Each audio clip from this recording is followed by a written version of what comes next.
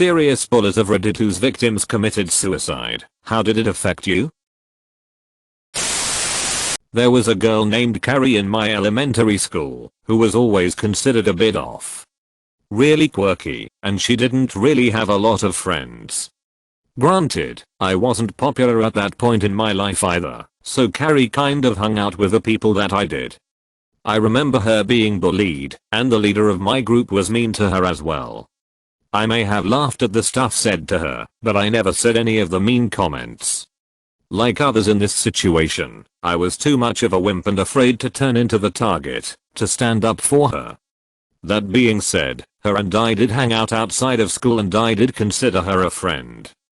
Plus, at the end of 6th grade, most of us would divide up and go on to middle school, so I just assumed we would all start fresh.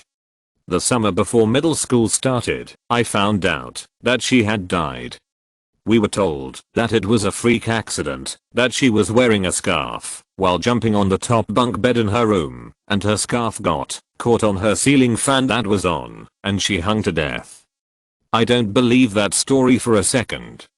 Like I said, I hung out with her and had been to her house. There wasn't any room for her to be jumping on her top bunk.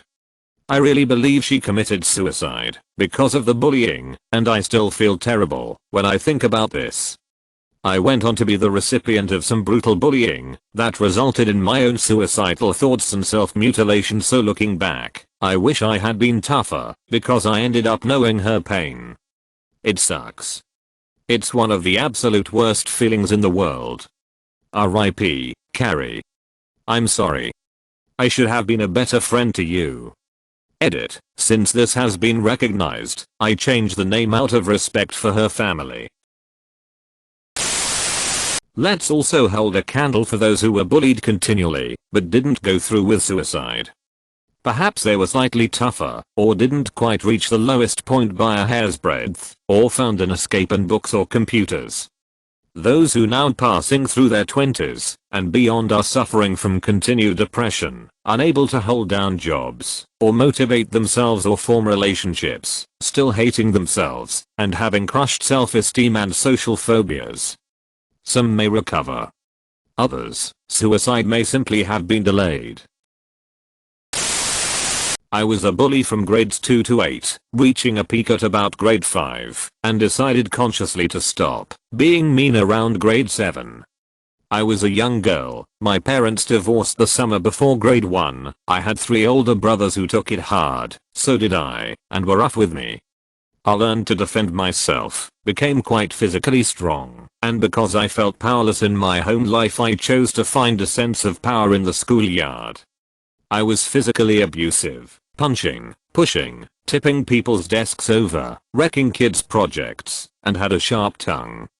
I would go out of my way to sniff out insecurities and say any mean things I could to make a kid cry. It was quite mean. I was also a cyberbully. I remember telling one girl at my school over a messaging service that she was fat and ugly and no one would ever have sex with her. I'm still ashamed of that.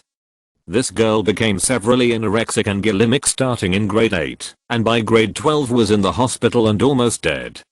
I tried to reach out and apologize and be there for her. At this point I had done a 180 after heavy therapy in my earlier years, but I understood why she didn't want to talk to me. I saw her last year on my walk to work, and I smiled and said hi. She had a baby in a stroller. I was really happy for her, but I still feel guilt for being such an awful human growing up. There are still a handful of people who have a very low opinion of me, although I came around and made a public apology for being a shitty person. But hurts run deep. Edit. Learned math. I've felt pretty awful about this my entire life. When I was 15 or so, we had this one kid come and hang out at our table during lunchtime quite often. The reason my friends made fun of him was for no reason other than he was just a weird kid.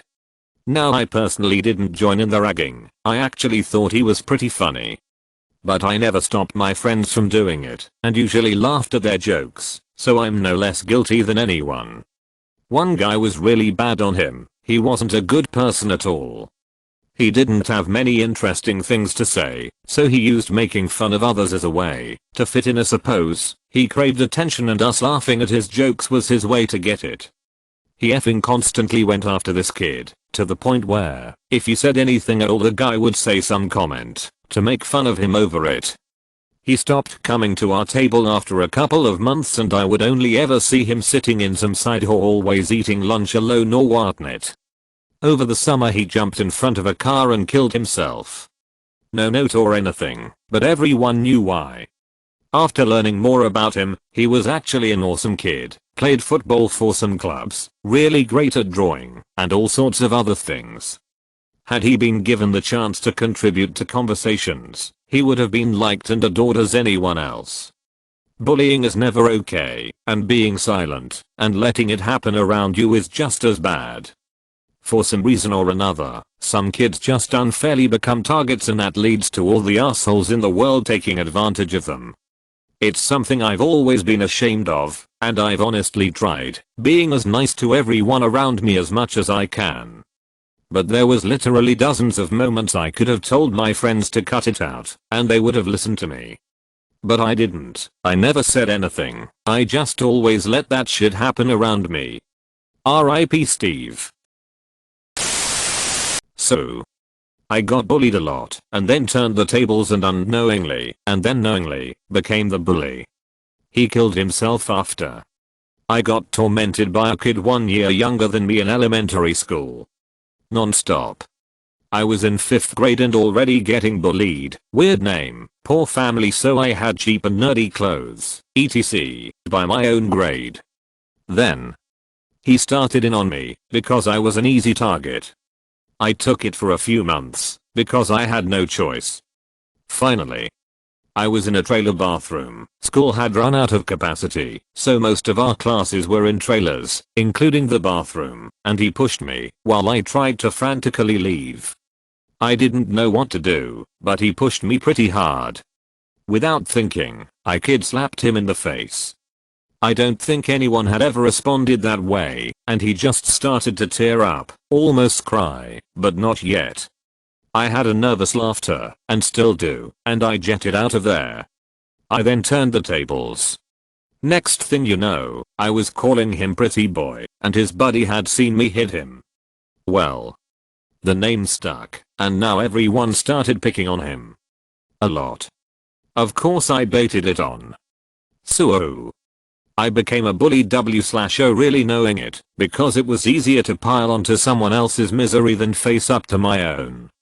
Well, his parents pulled him from school about a year later. He moved districts because of me. I'm so ashamed of my 5th grade self that it is sad. I wish I could have known that he was only picking on me because he probably had a rough life that I did not know about. I just used it as an easy out. He killed himself in 8th grade. I will never really forgive myself, but I will hope to teach my children that bullies are bullies because they have larger issues that we don't know about. Sorry for the rant, but this hit home. I hate looking back knowing that I was once the bully. TLDR, I turned the table on a bully and became one. His parents had to pull him from our school district and he killed himself 3 years later. I will always feel mostly to blame. Great, you made it to the end. Now smash that like button and subscribe for even more videos like this one.